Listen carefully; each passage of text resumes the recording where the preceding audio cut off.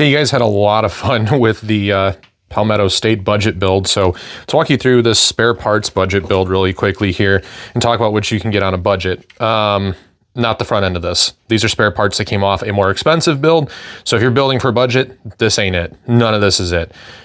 This quad rail, though, was $50 on eBay. It has held up pretty well for me, albeit it's not like a name brand rail, so buyer beware. I don't really recommend that. But $50 for the handguard, or the rail here, the quad rail. The upper receiver is an Anderson stripped upper, and then I bought an Anderson parts kit. So for like $75, I put that together. The barrel actually came off of a Palmetto upper that was repurposed, so whatever that's worth to you. This is a full Palmetto State lower receiver.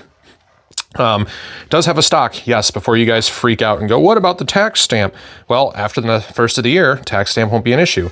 On a budget here, the cheek riser is the Magpul cheek riser that I used a chop saw and just chopped that, sanded it up real quick, popped it back here on the stock, and I got a little rubber band to retain this.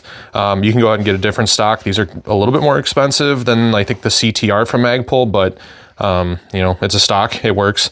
And then, yeah, it's a real Unity riser, a real EOTech, like the rest of it's real. But on a budget, you can do most of this stuff. Like slings aren't that expensive. You should have a sling.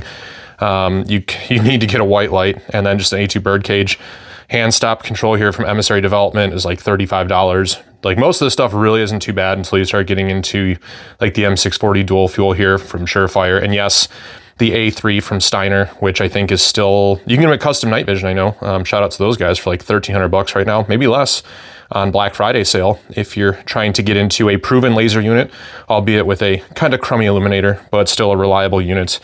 You know, SureFire pad here, those aren't not exactly the most cost-effective solution. The tail cap with the clicky cap and the fire button probably would be the most cost-effective, but here we go. Budget blaster, spare parts build, Milspec trigger, Milspec safety, Milspec everything. There you guys go.